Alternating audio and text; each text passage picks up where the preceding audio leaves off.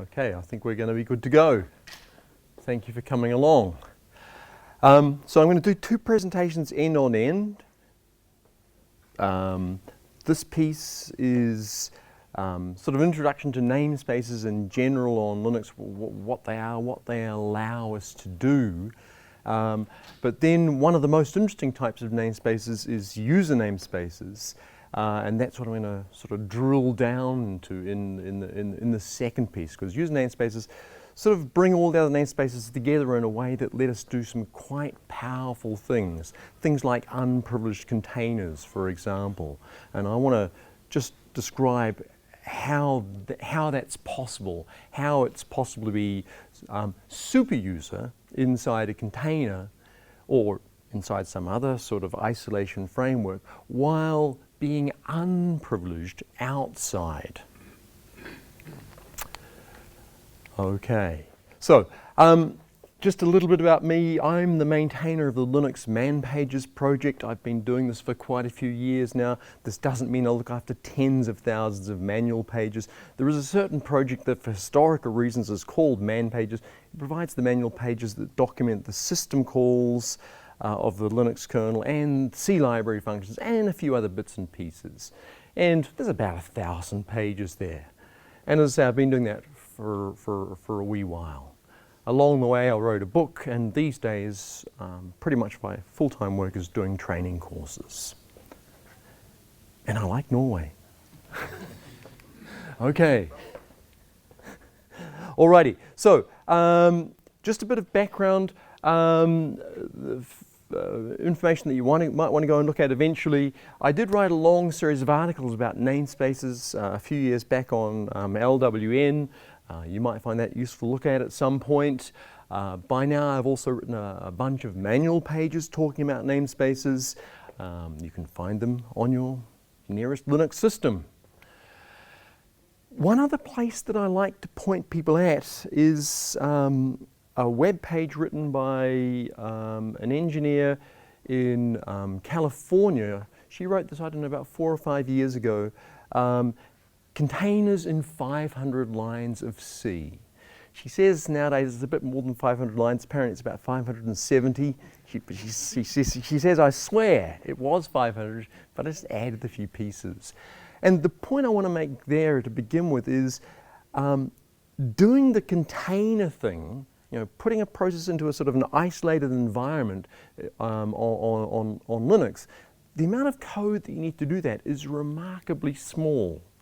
The thing that makes container systems and other sorts of related systems so complex is all the orchestration that goes along with it. But the actual putting a process into an isolated environment, the amount of code that's needed to do that it's very small. So it's really hard to come up with a simple one-sentence definition of what a namespace is. This is sort of my attempt. A namespace wraps some global resource to provide isolation of that resource. Linux supports a number of different namespace types. The list has been growing over time, and it's about to grow a bit more very soon. I think within the next few months there's going to be another namespace. But for each one of these namespaces there's multiple, or I'll rephrase that, one or more namespace instances on the system. When the system's booted up, there's one instance of each kind of these namespaces. And every process resides in one instance of a particular namespace. So currently there's 7 namespaces. Each process resides in one instance of the 7 different namespace types. For the processes that are living inside that namespace instance, they see a certain view of some resource, and that resource is private to them. And if one of those processes changes that resource, the changes are visible to the other processes in the same namespace, but the change isn't visible to processes that are in other namespaces. When a new process is created that's in the same namespace as its parents, so we've got, at the moment, 7 different types of namespace. Starting with mount namespaces, what we're seeing here is a list ordered by time. So the very first namespace type was added back in 2002. The most recently added one is 2016. I expect I'll be able to add one to that list still this year, so there'll be one new in 2019. And we're seeing there also the Linux kernel version where the namespace types were added, and these constants here, these clone new flags, these are constants that are used in various APIs when you want to refer to different types of namespaces, system calls that work with namespaces. Now, you can use individual namespace types on their own. So going back to this timeline, for instance, way back early, mount namespaces were invented in 2002. This is quite a while before people were thinking about things like containers, and that's because people had particular use cases revolving just around the use of mount namespaces, nothing to do with containers. So some of these namespace types, you can use them on their own, but often you want to use several namespace types together to build some sort of application. One reason is that some of the other namespace types, like IPC namespaces, C group namespaces, PID namespaces, they make use of file systems that need to be mounted, and probably in order to have the mount points not visible to the rest of the system, you create a mount namespace at the same time, because that's what mount namespaces do. They isolate the set of mount points seen by a group of processes. In a container type framework, you're probably using all the namespace types together. Docker, for example, uses nearly all of the namespace types. It hasn't caught up with C group namespaces yet, as far as I can see, but I think that's just because Docker is a bit slow to catch up with things sometimes. And C groups, control groups, are thrown into the mix as well. So it's a bit abstract so far, and I want to make it a bit more concrete with an example of a namespace. UTS namespaces make it easy to provide an example because they are relatively simple in terms of what they do and in terms of understanding how namespaces work. The idea with UTS namespaces is they isolate 2 system identifiers, the node name and the domain name. The node name is what we more normally call the host name. The domain name, this has got nothing to do with DNS, this is the NIS domain name, or if you're old enough to remember, what used to be called the Yellow Pages domain name. It's just a system identifier. The reason why it might be useful to isolate these identifiers is, for instance, from a container perspective, you can have containers that have different host name and different domain name, and for instance, some sort of initialization software in the container might broadcast its host name to DHCP so that the container gets assigned a unique IP address. The name UTS comes from an ancient abbreviation. The UTS comes from a structure called UTS name, which is returned by the uname system call, which returns these identifiers. The reason the UTS name structure has its name is because this system call returned the identifiers that were unique for your version, or your particular instantiation of the Unix time-sharing system. Because back then, time-sharing was a thing. It was sort of a new thing. So the original name of Unix was the Unix time-sharing system. Okay, so on any particular Linux system, there might be multiple UTS namespace instances.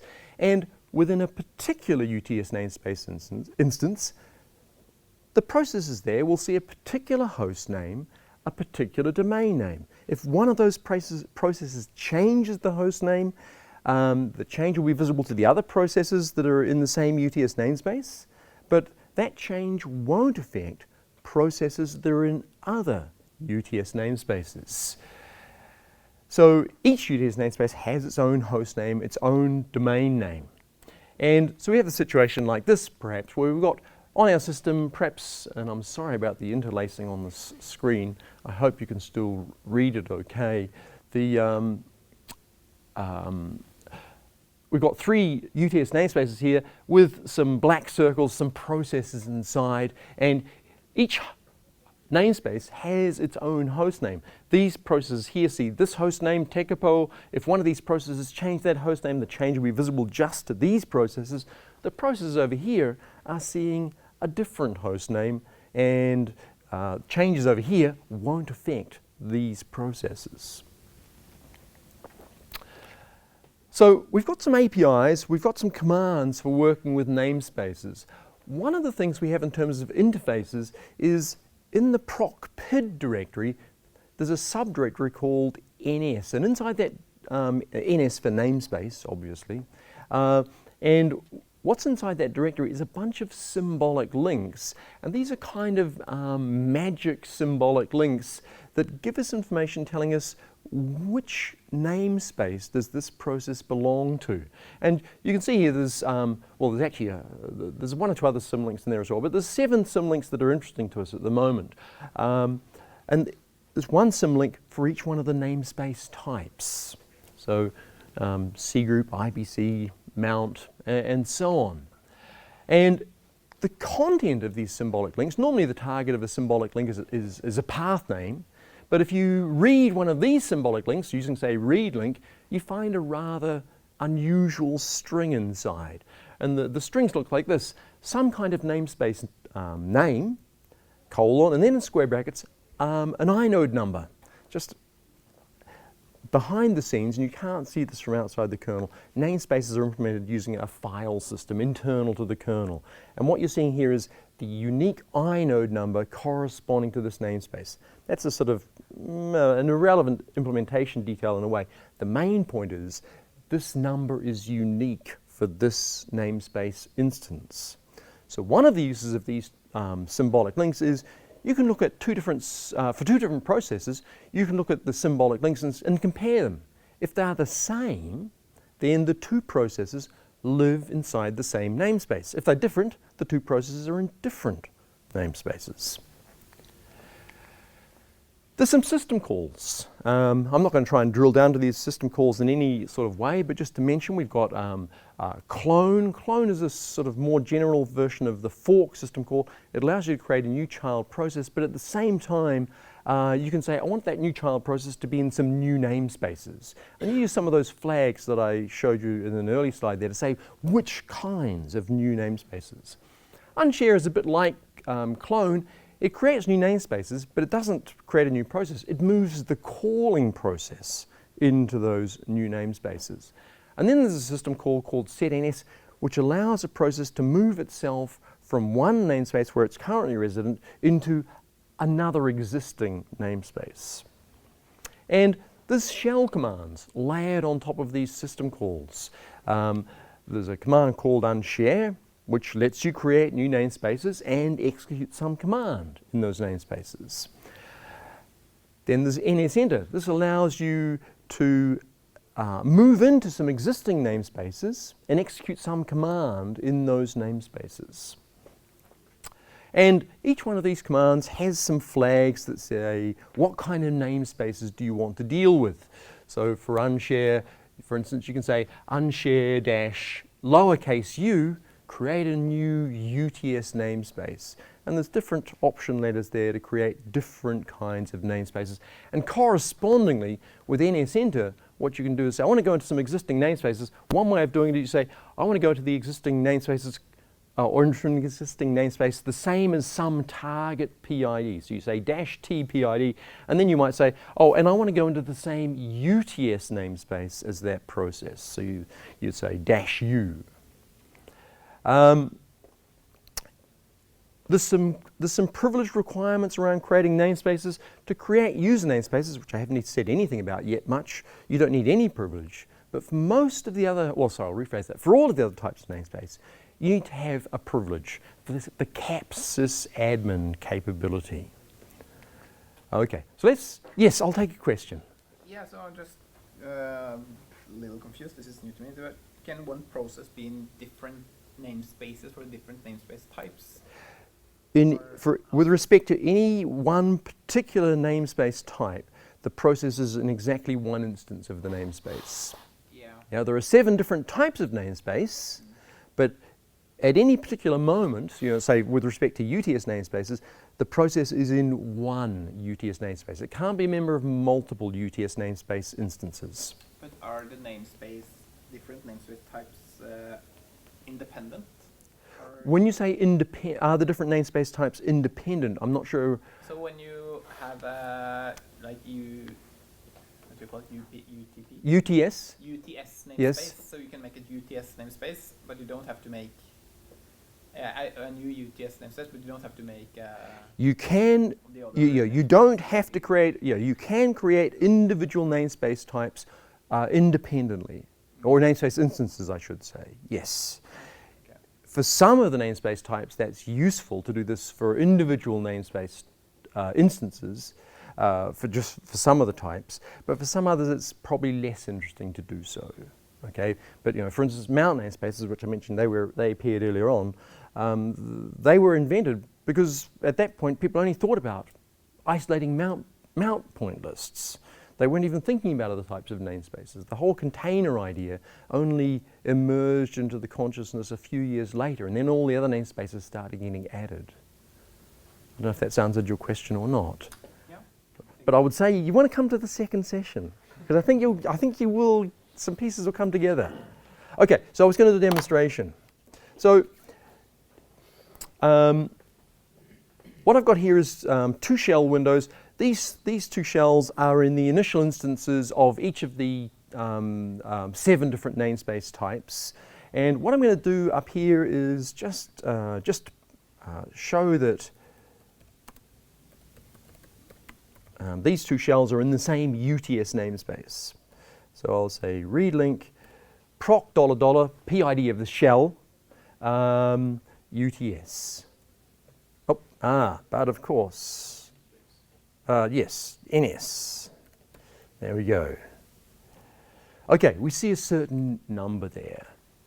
Just, there's the PID of the shell. And then down here, PID of this shell, and then I say read link /proc $, NS UTS. Okay, we see the same number. These 2 shells are in the same UTS namespace. Now, what I want to do then down here is say, well, what's the host name on the system? Okay, BN. Now, of course, the host name up here is the same. But what I'm now going to do is say sudo unshare -u, create a new UTS namespace, and I'm going to say run a shell in that new UTS namespace.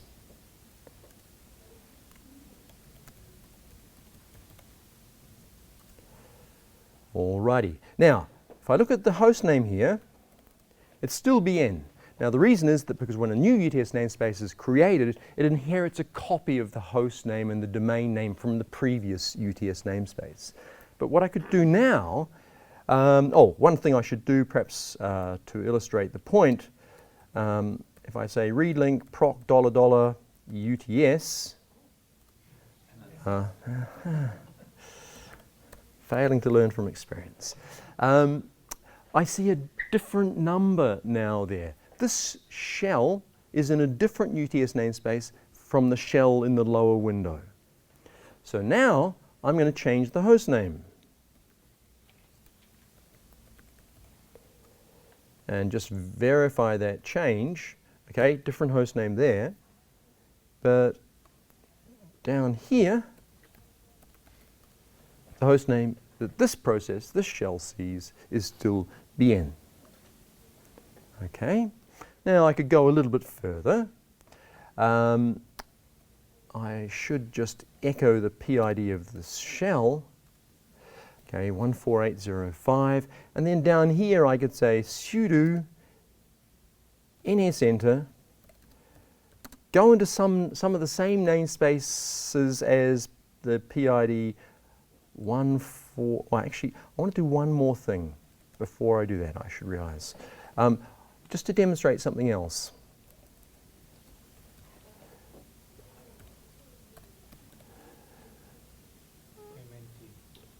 yes.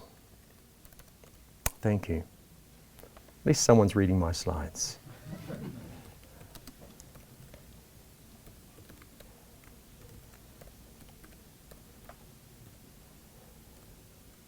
Okay, these two processes are still in the same mount namespace. What this means, and I haven't said too much about mount namespaces yet, but I've been hinting at it, it means they see the same set of mount points.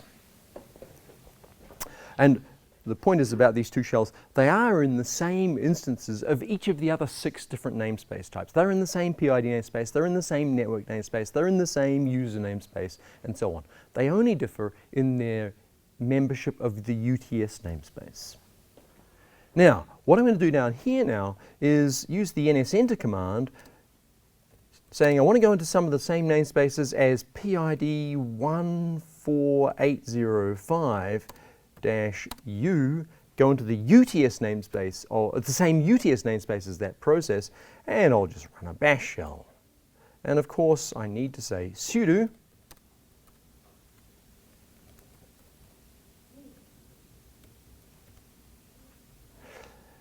and now if I, well, first of all, let's try saying readlink /proc, back up here, I should really just, there was the UTS namespace membership, and now let's compare that with the UTS namespace membership down here, same number. The shell down below is now in the new UTS namespace, and now if I say hostname, I see Tekapo. Okay.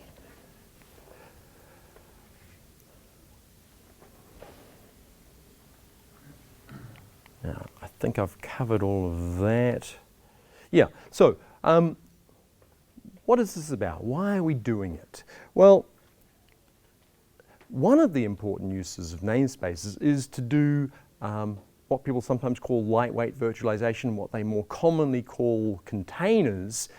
What I mean by virtualization is isolation of processes, putting them in their own private world in some sense.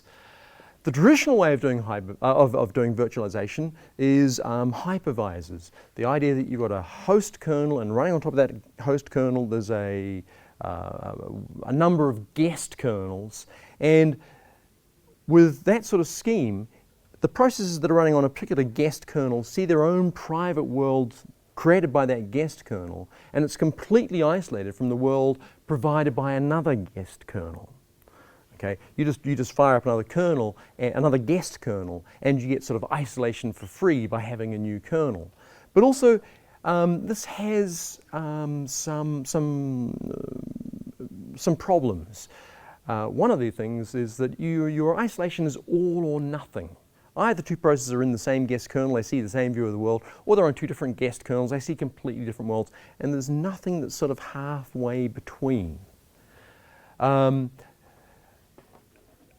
When we do virtualization via namespaces, then what's being done, the isolation is being done in the context of a single kernel. And one of the results of that is we can do partial isolation.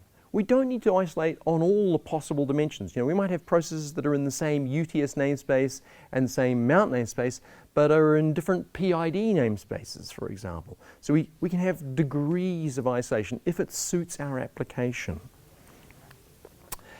Hypervisors, relatively speaking, because I always have to put the word relatively in there because people pull me up on this, relatively speaking, they are simple to implement. Okay, you've got to architect the conversation that goes on between the guest kernel and the host kernel, but once you've architected that conversation, you get isolation for free just by firing up another guest kernel. And the fact that that hypervisors were relatively simple to implement meant that the first hypervisors actually appeared really quite a long time ago. Happy 20th birthday VMware. And the first free hypervisor implementation, Zen, that already appeared back in 2003. One of the other issues though with hypervisors is if you want to do isolation, you need to fire up another guest kernel. This is a relatively resource-intensive way of doing isolation. It takes a while to fire up the kernel. The kernel needs resources, the guest kernel. If we do isolation using namespaces, containers, this is much cheaper in resource terms because there's only one kernel involved. We can have degrees of isolation, but the downside is it's much more work to implement because there needs to be a whole lot of refactoring in the kernel to create the concept of separate instances of these global resources. So some of the namespace types were especially complex to implement. User namespaces are perhaps the most outstanding example. It took several years to complete the implementation. And well, it's still being implemented. But to do the initial sort of complete release took several years.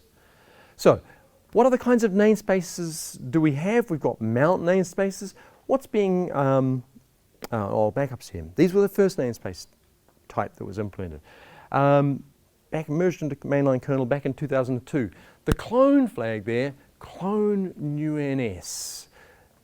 A kernel developer back then, still very much on the scene with Linux these days, sort of went off into the woods for a few months and came back and said, I got this new thing. I call it a namespace. And here's the flag, clone UNS.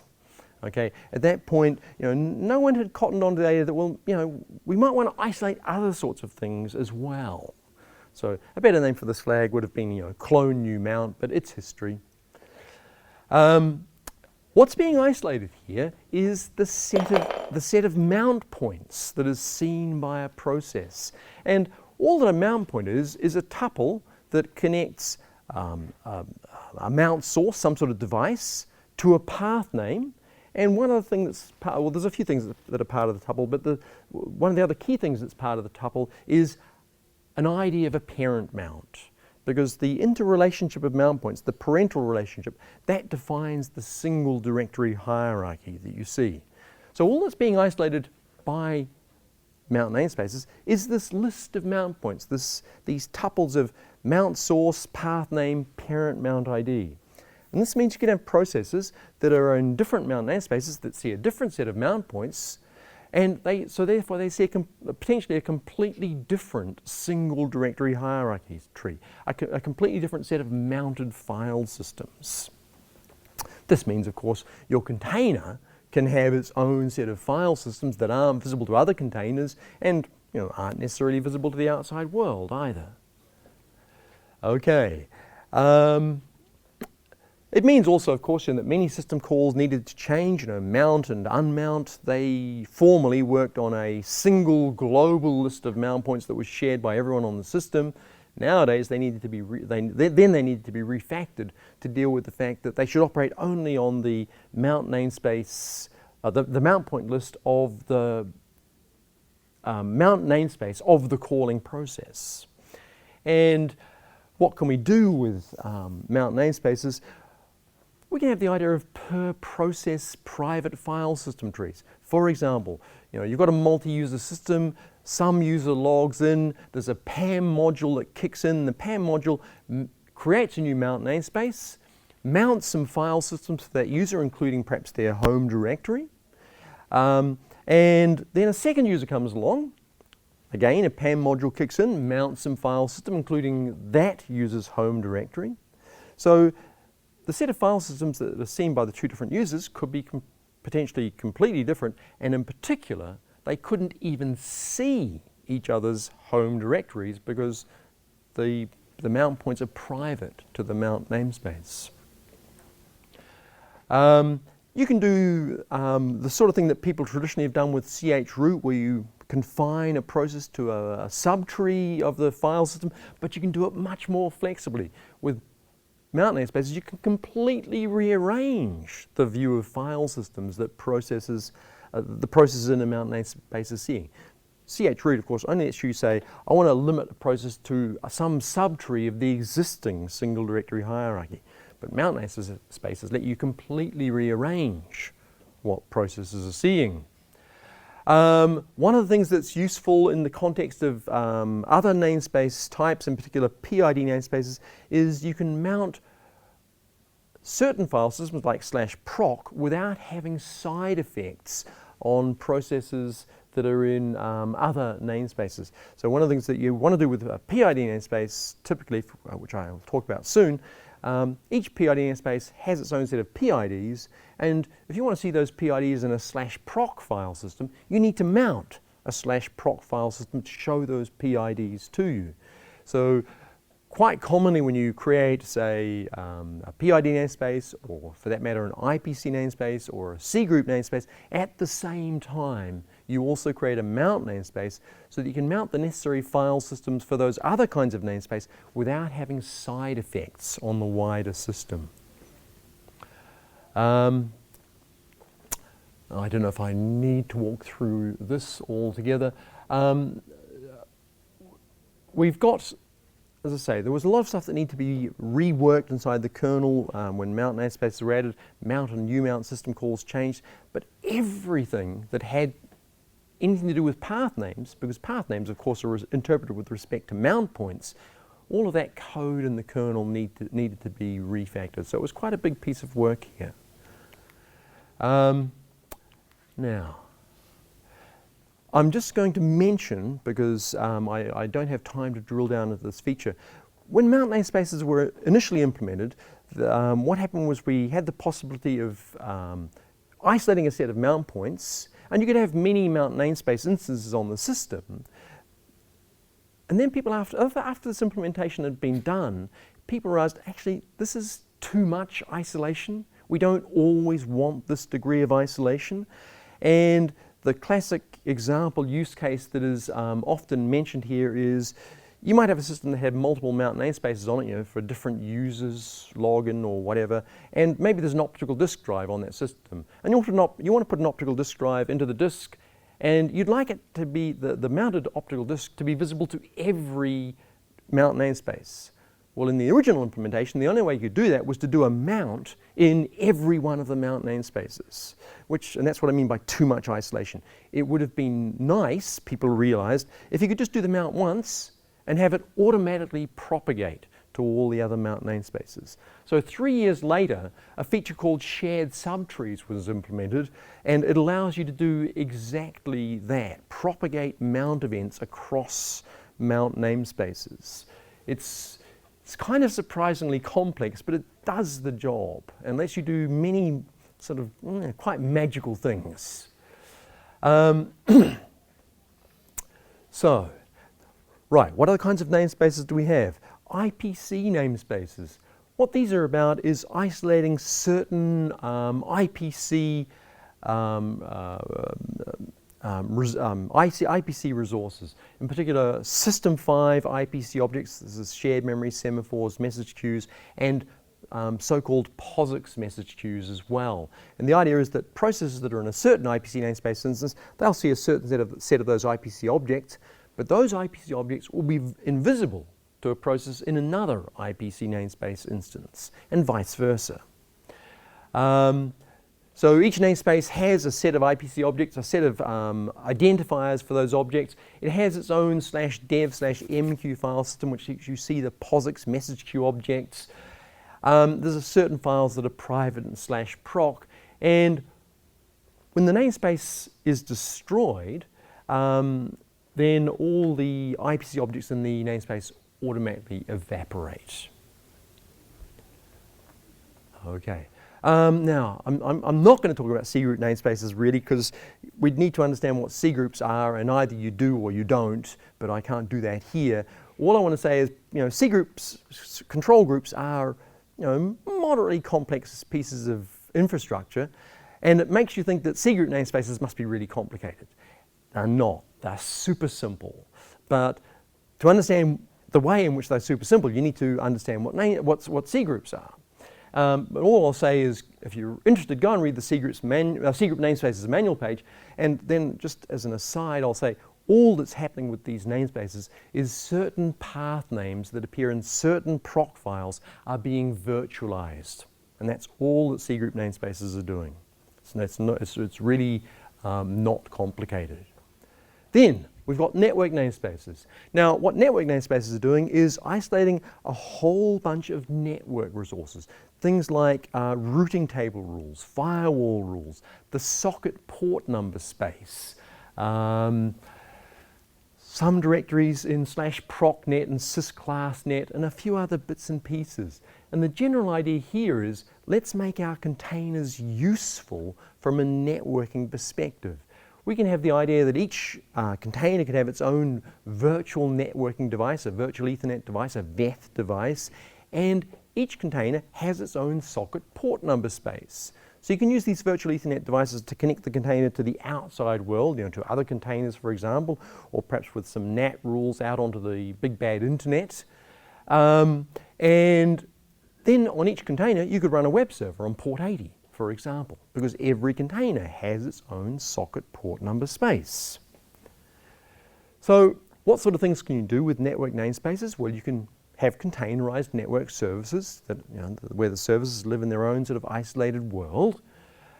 You can do things like, instead of, if you want to develop a set of firewall rules and routing table rules for a real physical network, you could do the sort of layout and the testing with real physical wires and boxes. But then, when you get things wrong, you have to move the wires and the boxes around potentially. But instead, you could do an emulation in software using network namespaces and do it all in software. And then when you work out your firewall rules and your routing table rules are all correctly tested and working, then you set up your physical devices and wires that connect them and install the routing table rules and the firewall rules. There's even an emulator out there that lets you do exactly this, the Common Open Research Emulator. Someone's already done the work for you. A lot of the use cases for network namespaces revolve around security, because the thing about a network service, if you put a network service up there, it's fair game for any attacker to try and connect to that service. So what sort of things can you do then with network namespaces in that sense? One of the things is you can completely isolate a process from the network. When you create a new network namespace, to begin with, it has no network device. If you put a process inside that network namespace, then if it gets compromised somehow, it can't do bad stuff on the network, because it simply can't create a network connection because there's no network device. Another possibility is you might have a network service which has helper processes that live inside network namespaces. And the idea would be that the network service, it's taking connections that come in from clients on the big bad internet, and it passes those connections to helper processes that are living inside network namespaces. And inside these network namespaces, there are no network devices. The helper process inside the network namespace deals with the client and does whatever needs to be done. But if the client is somehow malicious or somehow acts badly, and the helper process gets compromised, it can't create new network connections. It can't. An attacker couldn't construct a compromise that would enable the helper process to say create a new network connection, send the corporate database out over the internet to the attacker's home base or something. I've glossed over a little bit of magic here, because I said the master process, the master server, passes the network connection to the helper process.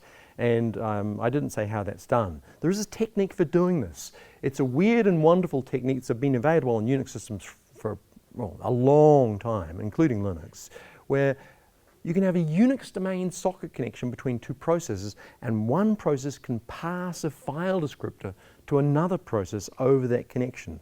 So the idea would be that the master server accepts a connection, gets a new file descriptor for a new socket, which is the socket that's connected to the client, passes that file descriptor to the helper process inside the network namespace, and then the helper process has that connection to the client. Okay. I'm doing good for time. Okay. PID namespaces. Now what's being isolated here is process IDs. The idea is inside a PID namespace there's a certain set of PIDs that are visible only inside the PID namespace. They're not visible outside the PID namespace. Why is this useful? Well, one relevant use case, we have the technology nowadays where you can have a container that's running on one system, one physical system, and you can sort of freeze that container, transfer it across the network, and then reanimate it on another system. Now, of course, if you were able to do that, or you can do that, that container was using a certain set of PIDs. Now, if we move that container to another system, maybe some of those PIDs are already being used on that target system. It's not a problem with PID namespaces because the PIDs are only visible inside the PID namespace. So there's no possibility of conflict with existing PIDs. Another benefit of PID namespaces is it's an isolated set of PIDs, and you can have a PID1, an init process. And PID1 does some special things on any Unix style system. And it does special things in your container. One of the things, for example, PID1 becomes the parent of orphaned processes. And it's usually responsible for doing certain system initializations. PID namespaces are different from all the other namespaces I mentioned so far. They live in a hierarchy. What I mean is each PID namespace has a parent PID namespace, has a parent PID namespace, going all the way back up to the initial PID namespace. There is a maximum nesting depth, but it doesn't seem to be a problem for anyone yet. Maximum nesting depth of 32. There is an API, which I'll just gloss over, where that you can actually use to discover these parental relationships. I've got a blog post there about it, but I won't say more. Now, the thing is, because of this hierarchy, a process is a member of its own PID namespace, but it's also, in effect, a member of the parent PID namespace and the grandparent PID namespace, and all the PID namespaces going back to the initial PID namespace. But in each one of those levels, it's almost certainly going to have a different PID. Okay. From the initial PID namespace, you can see all the processes on the system. But in an inferior, a lower PID namespace, the only thing that you can see, the processes inside that PID namespace can see, are the processes that are in that namespace or lower levels. The processes in the lower level PID namespace can't see the PIDs in a higher level PID namespace. Picture helps here, I think. Okay, the idea here is then we have the initial PID namespace, and again, I'm sorry about the rendering, the initial PID namespace, and here's our true init process, PID1. And perhaps PID1 creates a new process which has PID 304 using fork. The black arrows represent calls to fork. And perhaps that process then uses a clone call with the clone new PID flag to create a new PID namespace. Well, the very first process in that new PID namespace will have PID1 in that namespace. But that process is also visible in the level above, where it'll have some other PID.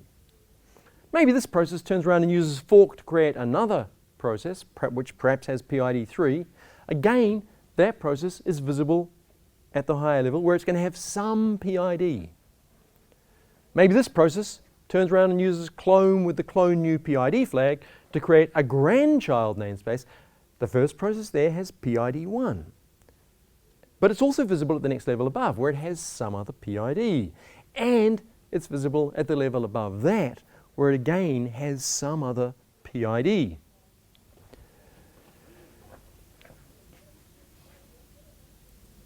Make sense? Okay. So when you call, when a process calls get PID, what it sees is its PID from the perspective of the namespace where it lives. So if this process called get PID, it would see 1. What about if it called get PPID? Any thoughts? Get parent process ID, I should say. Any thoughts?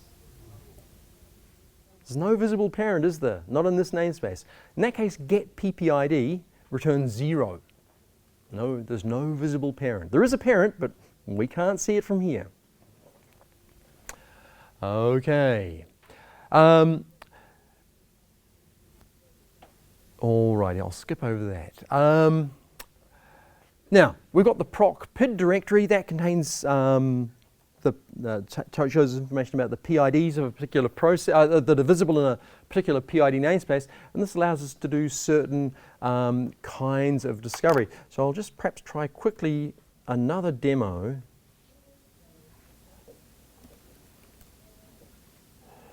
So I'm going to say unshare -p sudo unshare-p, create a new PID namespace, and I'm going to use another flag that I don't want to try and explain, which is useful with PID namespaces, and say run a bash shell.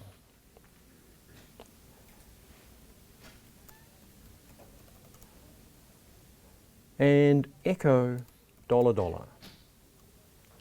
This shell has PID1.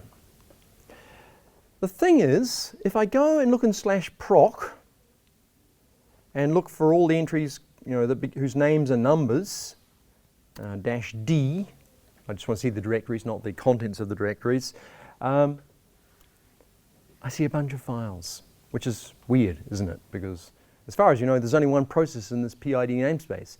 The reason is we're seeing a /proc mount that corresponds to the initial PID namespace. So one of the things you need to do when you create a new PID namespace is also remount /proc, but you don't want that /proc mount to affect the other processes on the system. So what we should have done was created the new mount namespace at the same time. So I'm going to undo what I just did there, and then I'm going to create a new PID namespace again, but at the same time I'm going to create a new mount namespace, and then I'll say mount dash. Well, first of all, let's look in proc again. Okay, it's a mess. Okay, just by the way, we can see that something weird is going on. If we go and look at say /proc, we know that the shell has PID1.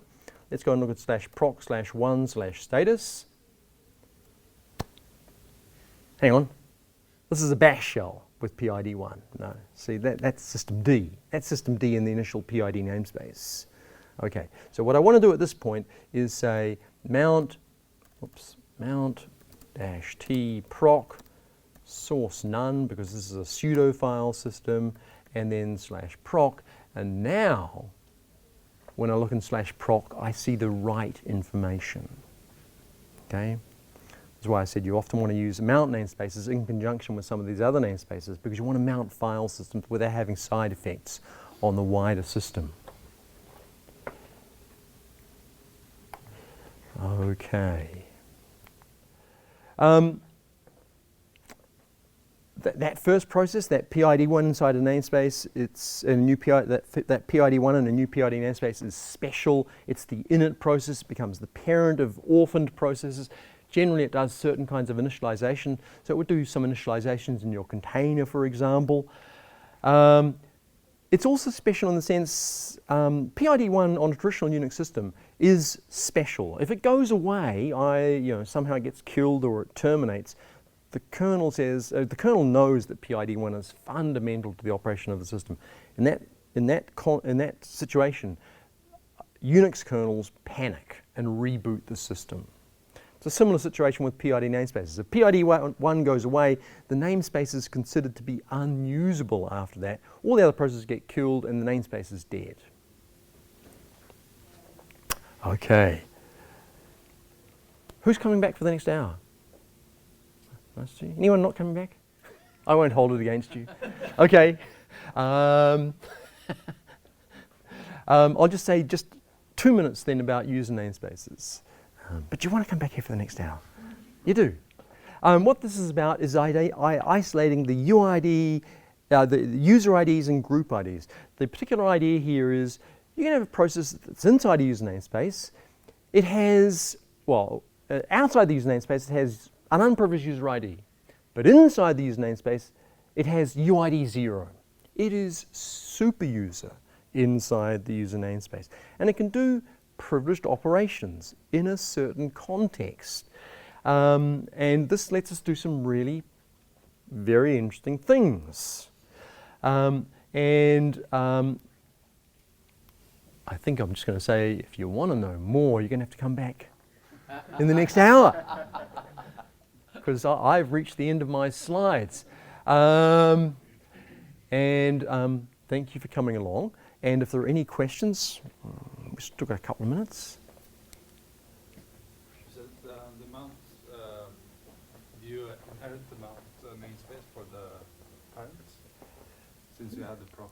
So is there some sort of inheritance with mount namespaces? Yeah. Yeah, so I think there was a point that I sort of didn't say anything about. When a new mount namespace is created, it inherits the mount point list from the previous mount namespace. So there is a set of mount points initially, but then afterwards, some process inside that mount namespace can rearrange the set of mount points, add some, remove some, and so on. Yes? But if you add the mount points in an isolated namespace or not namespace and put a file there.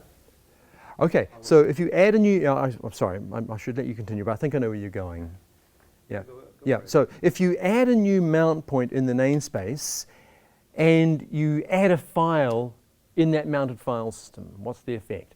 And this is a point that people often get confused about.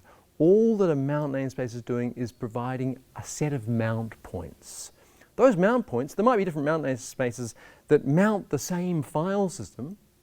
It's the same file system. The files on that file system are, it's one set of files. So, if two different mount namespaces happen to mount the same file system, and one of the processes in one file system, in one mount namespace change one of those files, well, the change is going to be visible in another mount namespace where that file system happens to be mounted. It's only the mount points that are being isolated, not the file systems. Yeah? If you don't want those file systems, changes to a file system by one mount namespace to be visible in another mount namespace, then don't mount that file system in the other mount namespace. That's how it works. Other questions? If Yeah. you pass the file descriptor from the front end process To another, to a helper, isolated yes. view Yep. example, do they have to be in the same instance of some other namespace? No, But the no, file they just need to have a descriptor- Unix domain socket connection, and that's enough. They can be different namespaces of different types, or not. This is an orthogonal technique. The file descriptor doesn't change from one namespace. Well, so people commonly call this technique passing a file descriptor. In reality, what's being passed is a reference to the open file description. Probably, the sending process might be using a certain file descriptor number. The receiving process gets a reference to the open file, and probably it gets a file descriptor allocated in its file descriptor table. It's probably going to be a different file descriptor number. So even though it's called commonly file descriptor passing, it's not strictly accurate. It's a reference to an open file that is being passed, and probably the receiving process uses a different file descriptor number.